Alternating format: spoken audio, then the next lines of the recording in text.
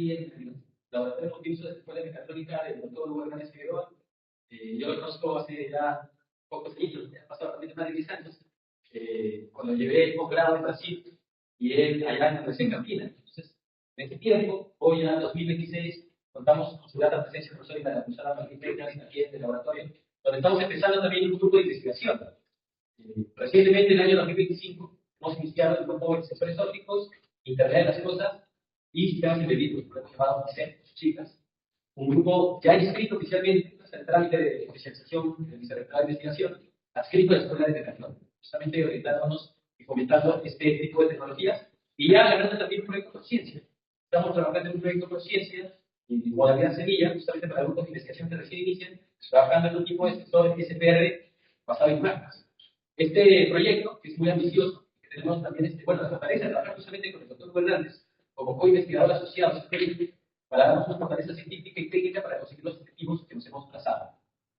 El día de hoy, entonces, vamos a dar inicio a la reunión de este grupo, diseño, es un grupo obviamente de investigación aquí, pero obviamente conocimientos abiertos. Nosotros llamamos a todos, también los docentes de la área de técnica eléctrica, a practicantes de ambiente, obviamente los cesistas, para poder participar en esta reunión también. Sabemos que acá este comité de algunos cesistas, que obviamente nosotros somos muy gratos de su presencia.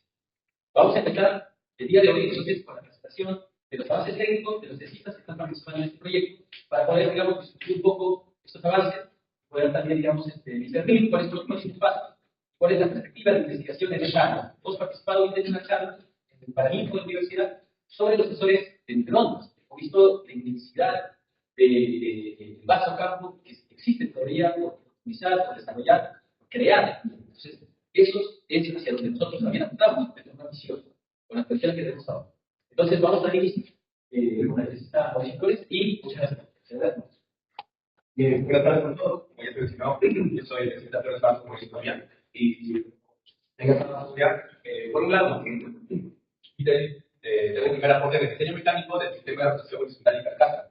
Como tal, para este sensor de CPRI va a tener bases muy importantes que se puedan lograr en este arreglo. Primero se tiene el prisma con la lámina de oro, después el cerámico fluido con PMS y el soporte de resina. A su vez se van a tener dos soportes, uno para láseres y otro para que van a tener el mismo eje o punto de rotación, un pivote, tal que pueden rotar a la misma velocidad angular, pero en sentidos opuestos. Es por eso que se ha propuesto el siguiente mecanismo de rotación. Se define como una función negra, que va a estar, su eje va a tener resultado un sonido sin fin, y a continuación una corona equinoccial. Al finalizar este eje, tiene un eje cónico, y acá es donde ocurre, se ha realizado el mecanismo inspirado en el que se ha visto el mecanismo de la escala diferencial, visto en el prototipo que se tiene en Lima, y también inspirado en el mecanismo coaxial rotatorio. ¿Y en qué se basa? Que se va a tener, en el siguiente canal cónico, se va a tener un eje denominado eje sólido, que lo va a atravesar ambos ingredientes, pero no va a chocar con el interior del salaje E3. Y va a atravesar todo por completo. Y vinculado al eje del salaje E3, se va a tener un eje tubular denominado paricelo, que es mismo.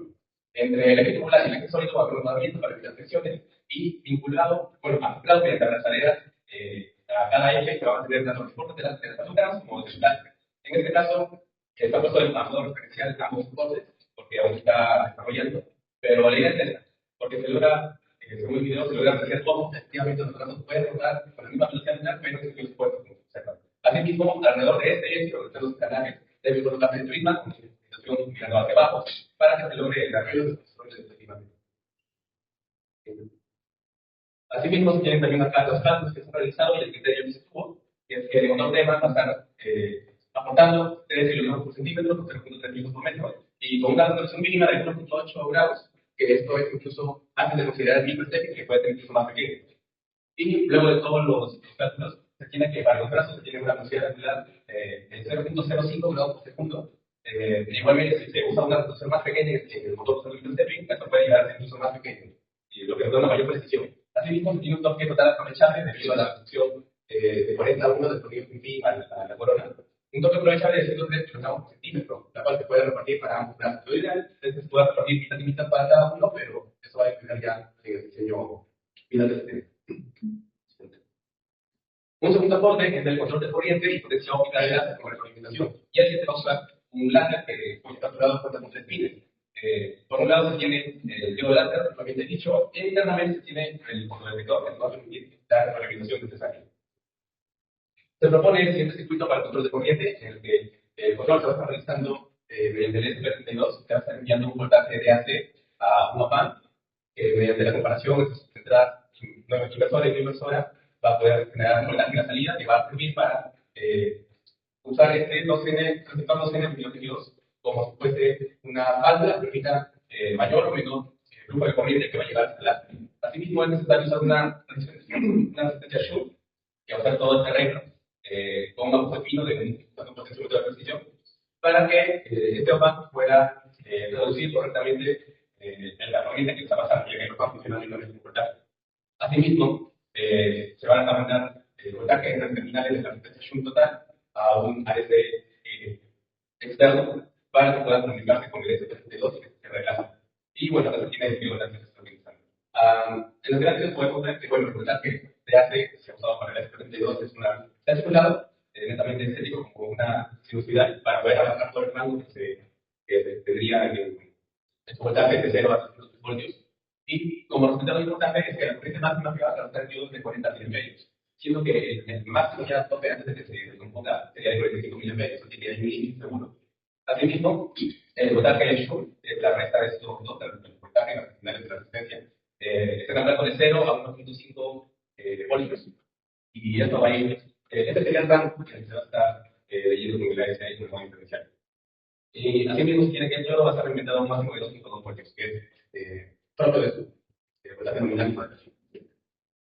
Ahora, pasando al control de potencia óptica, se va a hacer uso también de un OPAMP, en este caso, el mismo modelo que para el control de corriente, debido a que vienen dos en el mismo encapsulado. Y asimismo, acá es donde entra ya el fotodetector, el fotodiodo. El fotodiodo puede representarse como una fuente de corriente variable dependiente de la luz que estaría llegando, en este caso el láser.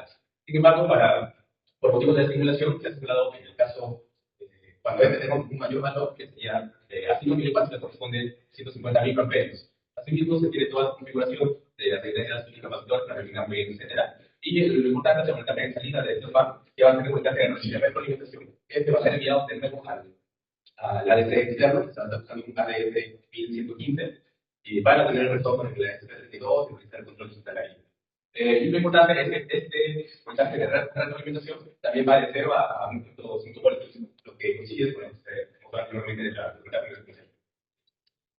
Y bueno, ese sería mi aporte tal cual por el momento. Si hubiera algunas preguntas antes de poder continuar con el curso. Bueno, yo creo que también puedes hablar un poco de Mauricio, cuál es la importancia de este control de corrientes para el láser. Se lo pasó rápido y se lo bueno contar algo. Claro, el tema con el control de corriente es que lo que nosotros deseamos es mantener la potencia óptica que sea lo más alta posible. Si por cuestiones de temperatura el diodo se calienta, esto va a afectar a la corriente con que está, que lo puede estar atravesando a la óptica, y esto podría hacer que nuestras mediciones, ya cuando se tengan todos los datos que las aplicamos, varíen y que no sea tan preciso que la precisión. Así que por eso es necesario que nosotros podamos tener control tan preciso tanto de corriente como de la potencia óptica, que están muy relacionadas, y esto nos garantizaría a nosotros poder tener las mejores lecturas posibles. ¿Cómo está el preciso? Por el uso de este OPAMP sobre todo, ya que se trata de denominar un OPAMP bien que se aprovecha en gran medida su voltaje de alimentación, en este caso de 5 voltios a 0. O sea, tendríamos como un paso, si no me equivoco, de unos 150 microvoltios, si no me equivoco. Así que la variación de voltaje va a ser bastante pequeño y se va a garantizar que haya otro preciso.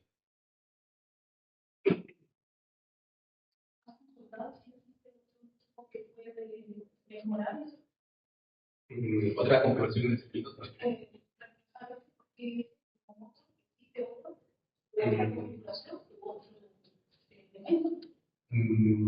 De lo que he visto, esta sería la más recomendable porque es la que más suele usar en la bibliografía realizada, incluyendo el test de doctorales. Así que, en general, se denomina una fuente mejorada de Hawkins, que es justamente funciona como una fuente de corriente, es lo que nosotros necesitamos. Pero si puedes volver a la diapositiva. Lo que nosotros estamos agregando ahora es este transistor también. Más que nada para poder hacer uso de esta resistencia Shunt que permita a este OPAMP tener una mejor lectura de ese voltaje y la corriente sigue pasando en el medio sin quemar. ¿Son los más implementados, los más comparados? por ahora sí se ha expandido solo la simulación, ya se han adquirido componentes para hacer la implementación y ver qué tal es su comportamiento ya en la vida. Pero lo que está revisado sí es más conmigo. Claro. Ahora, aquí también es importante porque la configuración de ese control de corriente es para un láser que tiene también un fotodetector integrado. Se puede obtener la medida que está mandando la luz. También puedes tener la lectura de cuánto es la potencia de la luz. Si los usuarios pueden ver si está bajando la potencia de la luz y poder aumentar la corriente. Se va a tener justamente en paralelo a estaría teniendo el control de corriente con la potencia óptica, porque estaría teniendo la lectura en tiempo real. Ambos se consideran recogidos. Lo que se empieza a hacer en la implementación es realizar las lecturas. En este caso, como te van a tener esos voltajes ya te van a enviar el S32, que te va a poder verificar así qué tanto varía la corriente. En el caso del fotodetector, también cuáles comportamientos en realidad tiene la potencia óptica, que varía mucho, y ver cómo comparar si es necesario otros arreglos, o ver qué más se puede hacer. Ahora, es importante también comentar yo que quizá se va a hacer una tesis doctoral así como digan, ¿no? Es justamente un SPR, pero que tenía un circuito de control de corriente adaptado por hace 10 años. Los circuitos, los compuestos que tenían de amplificadores o transistores han sido actualizados a partir de cuando se tenían. ¿Verdad? Entonces, una recomendación. Sí, para la presentación también. Todo proyecto siempre empieza con los requisitos. O sea, ¿qué requisitos se quieren alcanzar? No sé, definimos los requisitos. Entonces, por ejemplo, acá queremos un control, queremos control de un láser que tenga una cierta potencia y esto relacionado con el sensor. Entonces, el sensor nos va a determinar el tipo de requisitos.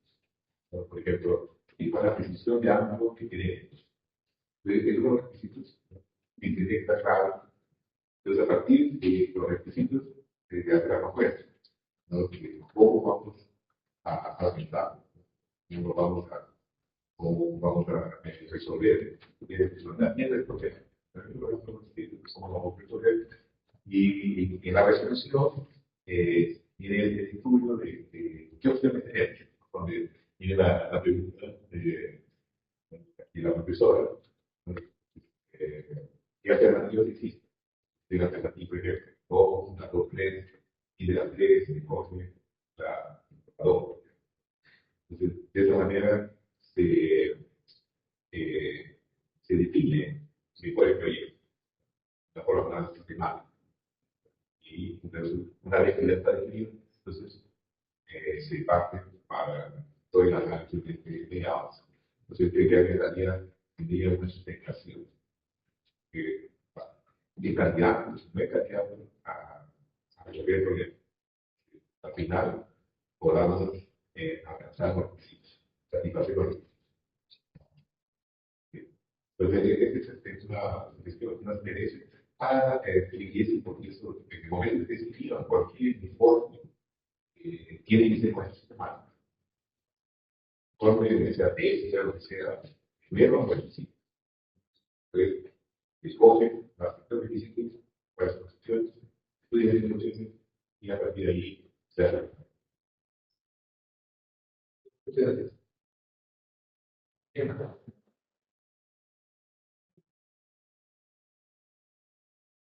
Entonces, eso es la pequeña para que se con la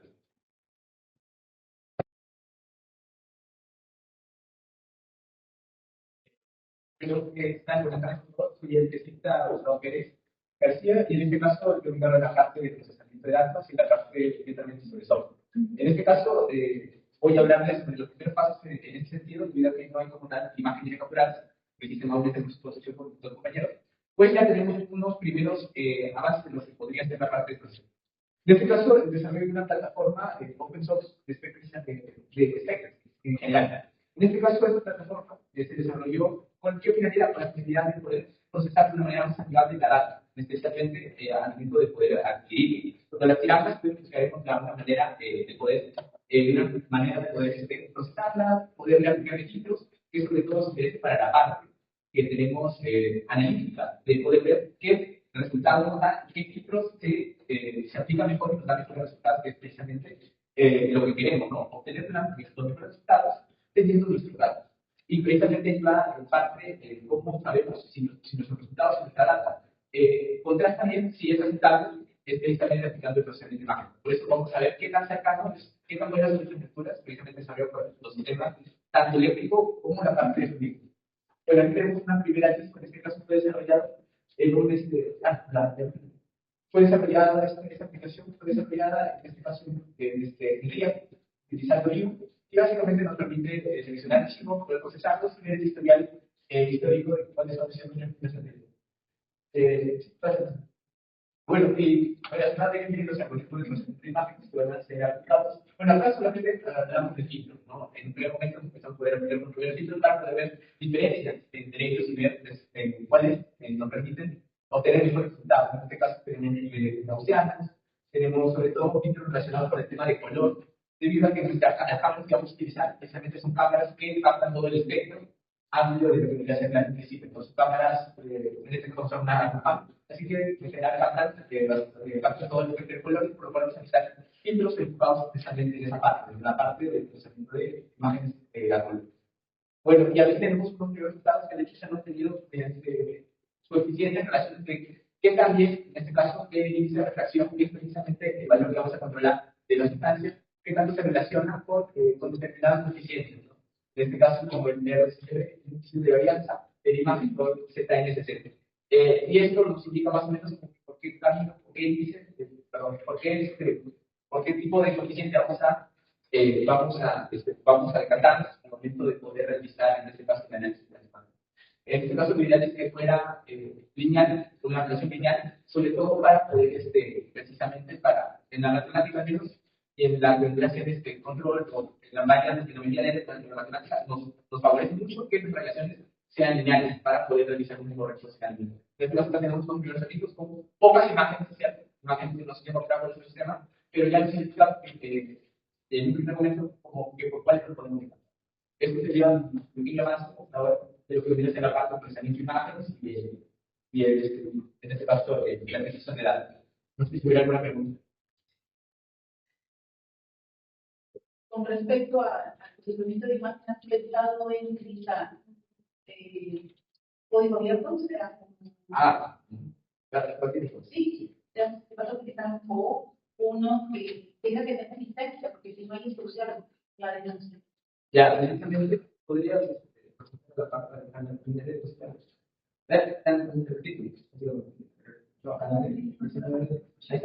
básicamente por eso nos enfocamos en lo que debería ser la palabra open source.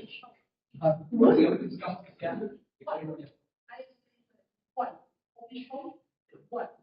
¿Has pensado? el tipo de licencia. No, es un código abierto. Es gratis. Sí, pero ¿cuál? ¿Has pensado en uno? En este caso, ¿qué código o qué plataforma vamos a utilizar para analizar los datos? O sea, se refiere a los sitios. O se refiere en este caso, ¿en qué nos basamos? Disculpa que no soy, no conozco mucho el área, pero sí estuve en una conferencia y explico que hay open source, software que son abiertos, que no necesitan licencia, pero tú vas a programar ahí. Y dentro de eso hay que tener en cuenta cuántos píxeles vas a analizar y un montón de cosas. ¿Has revisado información respecto a eso? Todo eso, además una que es importante, pues vas a tener que escribirla en el documento. ¿Qué tipo de tablas en la cámara de resultados? Tiene que tener un registro. Así como los instrumentos de medición que son manipulados, también la cámara también tiene que tener resultados. También debe estar en el documento. ¿Sí es también está pensado sobre eso? En este caso, pues, el procesamiento se va a realizar en Python. Hay otros estudios, por ejemplo, MATLAB o en este caso otros lenguajes de programación, otros software, pero en este caso algunos son privativos como MATLAB, por ejemplo, que es muy potente para analizar datos, pero MATLAB es privativo. O sea, tú necesitas una licencia. En cambio, la ventaja de Python es que nuestro código básicamente podemos liberar. Y la idea es que sea libre, ¿no? Todo lo que desarrollemos se va a dejar con código abierto para que la gente lo pueda ver, porque es prácticamente que cualquier persona puede ver y modificar el código. Por lo tanto, cualquier persona puede acceder y puede realizar el mismo procesamiento de todos los ejemplos y poder verificar nuestros resultados, precisamente para ello.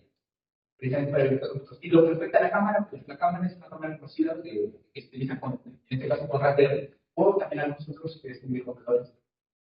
¿Sí? Una otra. Y respecto a los vídeos que ponen, Ahí ya. eso también ya hemos analizado, han visto referencias, no han podido probar porque está en inicio, ¿verdad? Sí, es que precisamente, o sea, como tal, la data no la podemos analizar porque todavía no tenemos data del proyecto. No tenemos data que nosotros mismos que la tengamos como para poder decir tenemos estos resultados.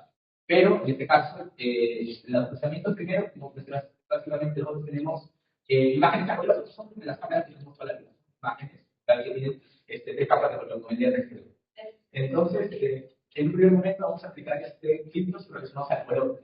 Filtros relacionados al color, poder compatibilizar y en un posterior paso, una vez que veamos qué capas van a haber resultado, poder rescatar por alguna de ellas o en todo caso poder trabajar con imágenes solamente en escala de gris. En muchos casos lo que se hace, trabajar con la escala de gris y después poder hacer procesamiento. Recomendación, hacer una tablita y empezar a evaluar. Para que se le aplicaría los resultados y igual que los había utilizado. Y dentro del filtro también sería bueno, entonces lo vas a aplicar. Entonces, como no entendí bien a dónde lo van a aplicar,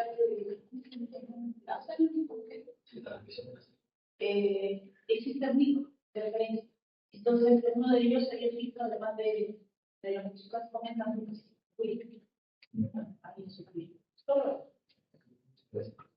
¿Puedes poner la siguiente diapositiva donde están las curvas ahí? Eso creo que son 3 comparaciones. Sí. De distintos, en este caso son coeficientes, como el índice de varianza, el índice de varianza, el RCCB y el CTN, que son precisamente valores que encontramos en un trabajo, no relacionados al máquina. Pero estas imágenes que son 3, son 4 imágenes o son 3 imágenes. O sea, son imágenes por gente que quedan centro de eso. No, precisamente son 3 imágenes que son las que precisamente quedan tomando para la parte de teo de que subes tu imagen o puedes apreciar el pensamiento. Pero no son imágenes de espejos. Sí, son imágenes de espejos, que en este caso creo que son, había comparaciones que son imágenes que he tenido, la palabra no la tengo, que son imágenes de pruebas. Aunque creo que hoy día puedo usar, pues más o menos para mencionar cómo es este eje, cómo es sería bueno para que podamos pasar. Sí, a ver, para recordar un poco y que sea un poco más claro. Que si no hay tantas cosas detrás, que no se entiende bien qué es lo que hay detrás.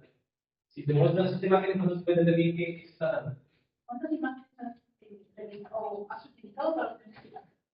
Son solamente 3, o sea, son distintas sustancias. Son, porque en este caso, ¿cómo se puede ver? Este índice de refracción en la parte inferior. Y de cada sustancia tiene un determinado índice de refracción. Son 3 más. Cada una de una sustancia distinta. No, o sea, son 3 más. 3 imágenes distintas. Y acá hay imágenes que hay 8. La pregunta es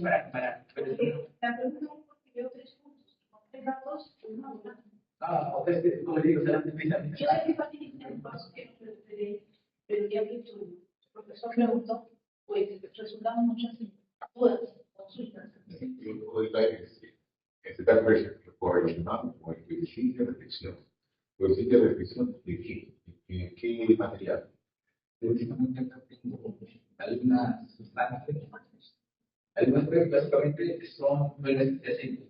Acá tengo un espectro de lo que me hace. La idea es asociar el tratamiento de esta imagen. En este caso aquí está en blanco porque está la línea. Claro, exacto. Esa imagen está asociada a qué cliente.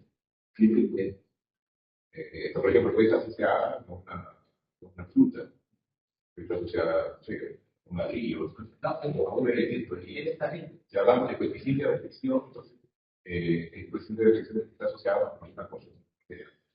Y ahí creo que me faltó un poco un poco más de explicación. Precisamente son 3 imágenes distintas y cada una de las casos es un coeficiente de reflexión. Este coeficiente se relaciona con en este caso, este coeficiente. Bueno, el índice de reflexión se relaciona con el coeficiente que está en el eje vertical. Entonces, la idea es poder colocar una sustancia, en este caso, poder analizar la sustancia, ver qué valor de coeficiente nos da su imagen y relacionarlo con el índice de reflexión. Digo, que tal sustancia. Poder identificar a raíz de O sea, el lengua mágica, Y quieres identificar qué tipo de sustancia es con las manos.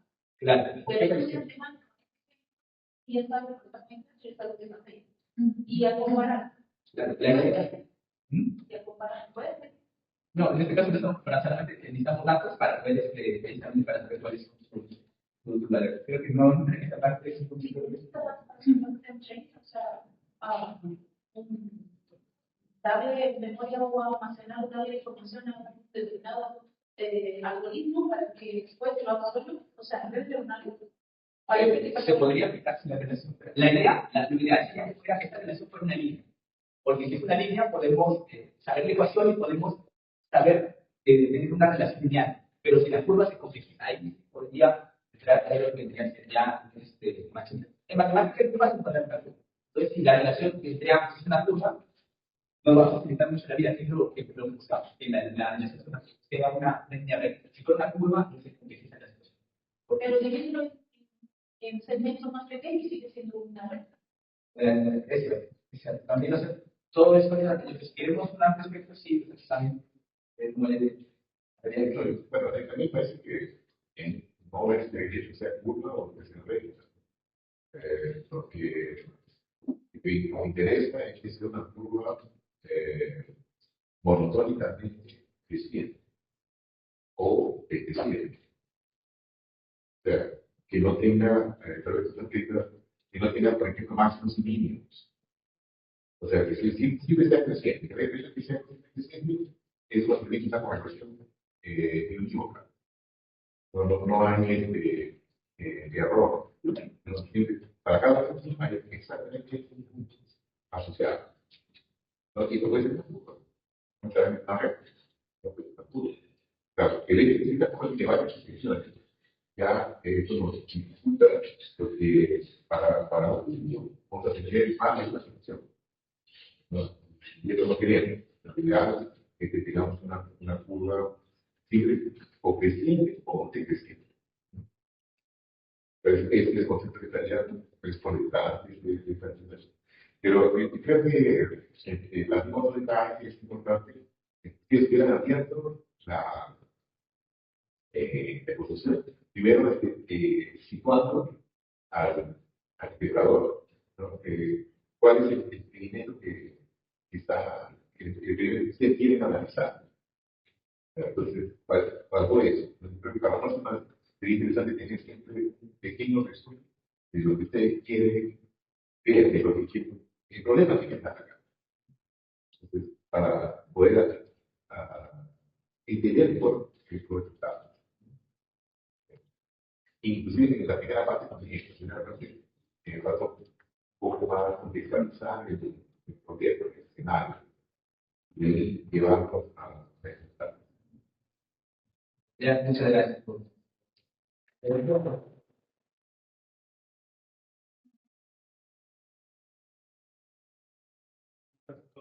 Soy Horacio Flores Espacio y soy el que se está a cargo de la parte del sistema microalgoritmo de esas zonas que estamos sintetizando. Hablando de introducción, les voy a comentar un poco de qué es lo que está en esta. Que es, en primer lugar, hacer decir una peristáltica. ¿Por qué una peristáltica? Primero se debe de algunas opciones, como puede ser una centrífuga, una ligerita, que esto mucho en laboratorios. Pero dado lo que se quiere hacer es automatizar todo el proceso como estereo, porque los protocolos estos pueden ser bastante largos, variando los analitos que se van a hacer por periodos de 3 o más minutos, lo que se quiera. Por ejemplo, las ligerita están limitados por el volumen de máximo que tiene la perita, y también porque es un poco más costoso hacer este sistema de tan preciso. En este caso, se encuentra una peristáltica debido a, por ejemplo, que, como se puede ver acá, el rodillo gira y lo que hace es una función. La función se refiere a que aprieta la manguera. Como se puede ver en esta imagen, aquí tenemos una manguera con el fluido por dentro. El rodillo pasa hasta que lo aprieta, de tal manera que cierra ese diámetro interno que tiene y luego, conforme rota, el flujo a través de la manguera, generando así el desplazamiento positivo de esta bomba. También se eligió porque el diseño nos permite ampliarlo para muchos canales. Si es una investigación comercial y hay bombas de hasta 24 canales. En nuestro caso se limita únicamente a 2 canales por el diseño propuesto que se hizo de su especificar. Y también, por último, la bomba estática nos permite hacer fluidos de microlitros, que es importante para este tipo de sectores de. Entonces, evaluando sí es un prototipo, que en este caso no se muestra, pero un diseño sacado de una página para proyectos open source, fue uno de hacer, se encontraron cosas difíciles en el modelo. Ese modelo se imprimió y se probó para evaluar de manera experimental cuáles son todas las inconvenientes que una mujer estática no diseñada. Entre ellos, por ejemplo, ese primer prototipo había que demorar demasiado ensamblando. Para poner la carcasa hay que poner clavos, atornillar, pernos. Por eso se pensó en el sistema de RAM con el medidor de fuego. En este caso, se puede ver que se pensó un mecanismo de llave excéntrica y seguidor para que sea fácil poner y sacar la manguera. Sí, anterior. Como se puede ver acá, únicamente girando este eje, el sistema va a subir y bajar. Lo cual tiene un cambio rápido de mangueras en caso de que ocurra algún inconveniente. Una vez explicado eso, vamos a pasar ahora sí a lo que es la fusión y la reducción de manguera. Como se explicó, va a haber dos etapas: la fusión, que es cuando se genera esta piedra, y la reducción, que es cuando el rodillo ya deja de estar con el extractor, que deja de apretar la manguera, y ya empieza a sacar su fluido. En este caso se detectó algunos problemas a largo plazo, como el desgaste de la manguera. Así que se puso a investigar un poco de material. En eso también influyó que nosotros pensamos hacer una especie de estudio usando metanol, porque es para el uso de bebidas alcohólicas consideradas. En primer lugar, se pensó usar silicona, incluso silicona hidroxiapatita, pero se encontró que ante presencia de alcoholes, esta puede tener hincharse o a dejar como residuos, que esto podría contaminar el espejo, que se va a pedir más adelante. Entonces, tuvieron otras opciones, como es el tubo Tyvon, o también el material de PTF, que estos sí son minerales químicamente hablando, no reaccionan entre el alcohol y tienen una mayor resistencia mecánica. Es decir, que van a aguantar mucho más tiempo de su profundidad. Aquí se puede ver una comparativa de lo que se hizo. Puede ser la dureza. También el módulo de Young es importante porque nos dice qué tantos esfuerzos necesita para doblar esta manguera. Más adelante se van a hacer cálculos de torque que también se verán para el motor, vamos a usarlo para justificar, porque por ahora se está planteando un tema 17. Vamos a ver más adelante. Aquí también está la solución de hinchamiento ante alcoholes por la silicona y que los otros son no reaccionan. También tenemos el método de cobre que se mencionó, que también hace cambio, y también se hicieron algunos cálculos caudales teóricos. Para el número de rodillos, el rodillo es lo que agrega con a la arriba. Como se puede ver acá girando, el diseño propuesto por nosotros es de 8 rodillos. En las zonas comerciales de nivel laboratorio se encontraron que pueden tener de 6 hasta 12 rodillos. En este caso se planteó 8, porque a mayor rodillos hay menor pulsación. La pulsación es lo que ocurre cuando pasamos la etapa de explosión y la bomba, la manguera, vuelve a su tamaño normal. Eso genera una vibración que no tenemos para el procesor. Queremos que llegue lo más limpio o laminar posible el flujo hasta donde va a estar el fluido. Por eso se plantea 8 rodillos. No más que eso, debido a que también una mayor cantidad de rodillos implica más torque o un motor mucho más caro. Y con esta propuesta de 8 rodillos, vimos que la bolsa es volumen entre un rodillo y otro. Logramos un volumen teórico de 3,36 microlitros. Eso quiere decir que una RPM van a ser aproximadamente 27,7 microlitros por revolución, lo cual es una velocidad adecuada para nuestro motor. Como se puede ver en la tabla de acá, se hizo con diferentes diámetros de madera. Se encontraron algunos estándares como de 0,5, de 0,8 y de 1 milímetro de diámetro, que son así de arriba para abajo. Obviamente, a mayor diámetro interno, aumenta mucho el caudal que se puede desplazar. Que también depende de la velocidad angular del motor que se usa para la bomba. Ahora, de diseño y fixación mecánica, hicieron algunos cálculos. Se encontró justamente el estator se diseñó para que puedan haber 4 rodillos incluso a la vez. Es decir, que la manguera se aplaste en 4 puntos simultáneamente. Eso nos va a generar que evitamos creación de burbujas y que haya un flujo más continuo. Pero esto nos implica que necesitamos más torque para nuestro motor. Por eso se pensó usar un engrane planetario, que no solo multiplica el torque, sino también es una reducción de la velocidad. En este caso se planteó un diseño de 5:1. Esto nos va a ayudar a que también el motor gira a más velocidades, para que trabaje su rango aceptable, porque un motor a bajas velocidades puede tener algunas fallas.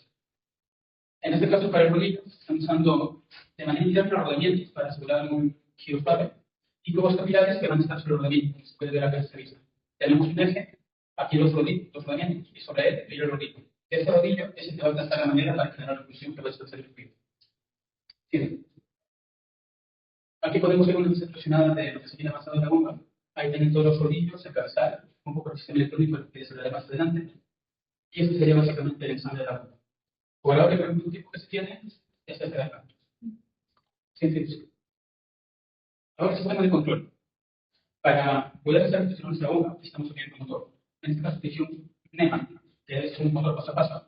Este tiene la particularidad de que el ángulo mínimo puede poder girar hasta 1,8 centímetros.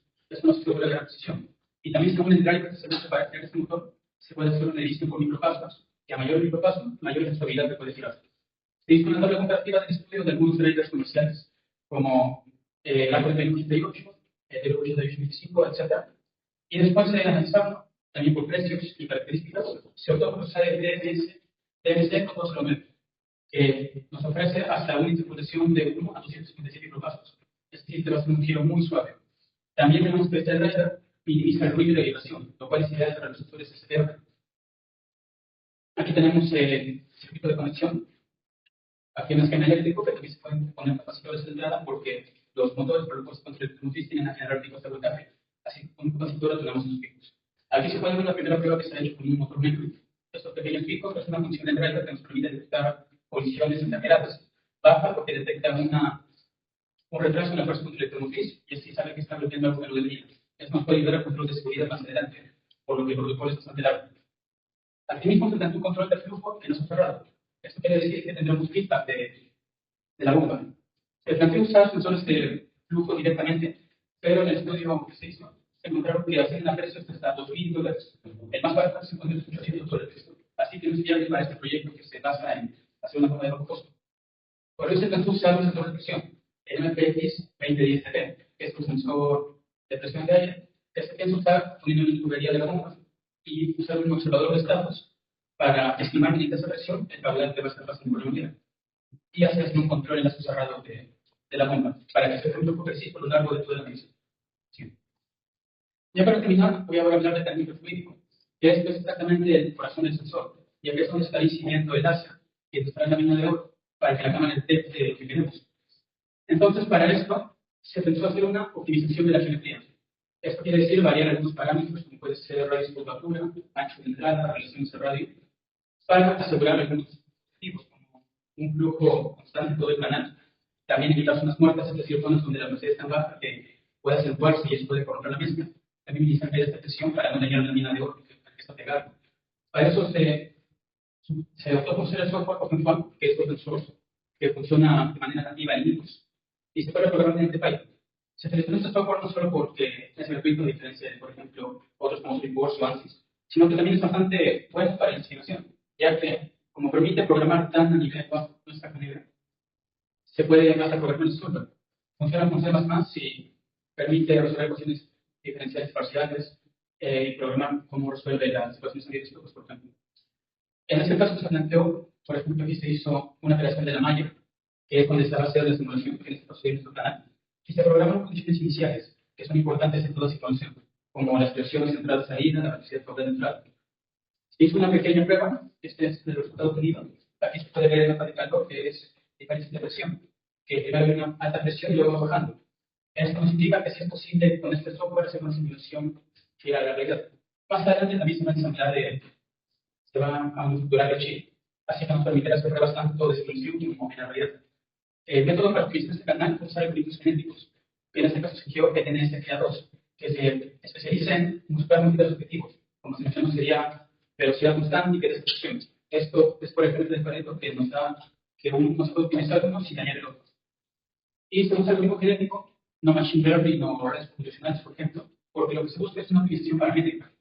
El machine learning con las redes computacionales serían ideales para diseños paramétricos topológicos. Y también se usa porque se requieren grandes cantidades de datos para entrenar a las altas inteligencias artificiales. Y ya para terminar, tenemos la aplicación del canal. En este caso se evaluó algunas opciones, entre ellas el PDMS y el PMA. Finalmente nos decidimos por el PDMS, uno porque no va a reaccionar entre las factores que se pueden usar, y otro por su estructura química, que nos da 3 ventajas. Como se puede ver esta estructura, el PDMS es polimetilsiloxano. Por ejemplo, las uniones de silicio y oxígeno nos permiten que sea elástica. Esto nos va a ayudar cuando lo peguemos en la mina de oro. Como se va a adaptar a ser un sellado que hará que no se derrame. También tenemos metiles aquí a los costados de silicio. Esto hace que se hidrofóbico el canal. Puede ser para esta aplicación. Y también la combinación de silicio y metiles nos asegura que no va a estar reacciones químicas no deseables. En cuanto a la fabricación del canal de manera rápida, Primero se hará un molde negativo, impresión de resina. Luego se hará un vaciado de PDMS con una proporción de 10 a 1 de superficie fabricante. Quizás se podrían hacer algunas pruebas variando la relación para ver cómo reacciona o qué sostiene. Luego se pasaría por una cámara de vacío para eliminar burbujas. Luego un desmuelde y luego un reloj térmico en una unión, en un horno de laboratorio, que también se podría evaluar a qué temperatura y por cuánto tiempo. Y eso sería todo por los avances que tenemos hasta el momento. Si tienen alguna pregunta,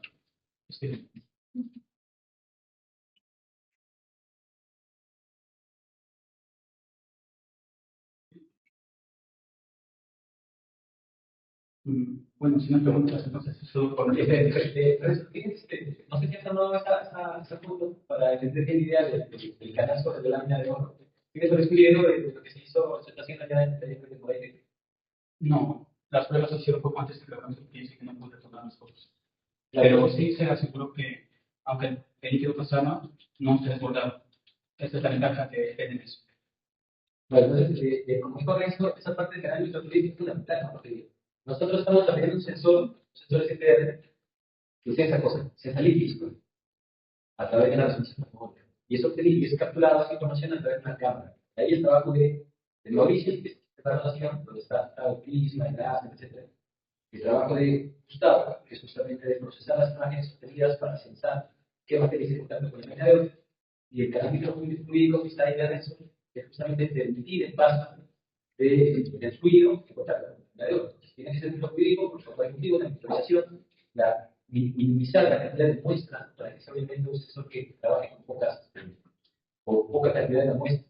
Dado también que es un instrumento, ¿no? Justamente estamos hablando de la resonancia magnética de través de los cientos de nanómetros que cotiza este fluido. Es decir, teóricamente se grande 300 nanómetros de ancho ya es genial. Pero ¿qué dimensión tiene este ancho? He visto que las dimensiones de altura suelen ser de 10 micrómetros. En el caso del perfil, por ejemplo, que va a estar pegado a la línea de oro, en el que se está haciendo ahorita en Morel, simplemente se hizo un radio capaz de cubrir la incidencia del láser. Pero justamente yo quiero optimizar esa simetría para garantizar para un uso bien posible. Pero ¿cuál es la profundidad de ese canal? Con 10 micrómetros. 10 micrómetros. Sí. El que se está allá. La línea, Yo creo que un poco más. la línea es un poco más, pero la idea es que así 10 micrómetros, justamente como comentan, el láser más allá de la línea de oro, usualmente solo puede atravesar 200 nanómetros. Así que tampoco se necesita más que esa altura. Claro, pero yo tengo entendido, por ejemplo, que se está haciendo con la tecnología del molde. Es un molde de resina. Me parece que la resolución es mayor de 50 micrómetros. Claro, no sé que es un poco difícil, pero depende, ¿no? Hay que verlo cuando se vea el diseño del molde de resina. Claro, Para que todo se encuentre en base a porque tú estás queriendo analizar la presión. sí, eso ya depende del diseño para la manufactura, que hay que evaluar la resolución mínima en la de resina, ya que se limitará el alto mínimo de su manufactura. Es una limitante de la manufactura. Esas simulaciones en otros modos que son tridimensionales. Sí, se puede hacer 3D, pero por ejemplo para mi algoritmo estaba pensando que para las primeras puede ser 2D, que justamente como la altura es ciclométrica, no afecta tanto realmente. Y ya para las finales podría ser 3D y también aumentar la densidad de malla para que sea más riguroso la canción. En todo caso, es un tipo de fluido laminar, ¿no? Es laminar, justamente porque es ciclométrico, el número de rayos es bastante bajo.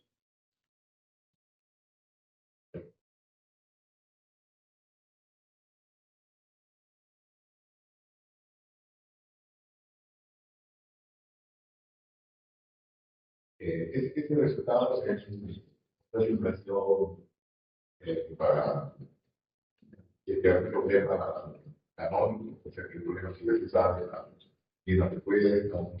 No, justamente como se hizo cuál es nuevo para mí, estuve aprendiendo a usarlo. Y esta es una simulación de la muestra de que se logró validar la metodología propuesta. Eso es un rectángulo porque pasa Voy a conversar sobre esto. No sería interesante tener referencias para saber la posición de cuál. Y hay algunas encuentros conocidos que son como más o menos factores. Por ejemplo, de su vocación, cuál es la decisión. claro, puede ser una tabla comparativa entre los software, incluso con alguna implementación real, y ver un índice de eficiencia comparado con los otros, con los pruebas que se realizan.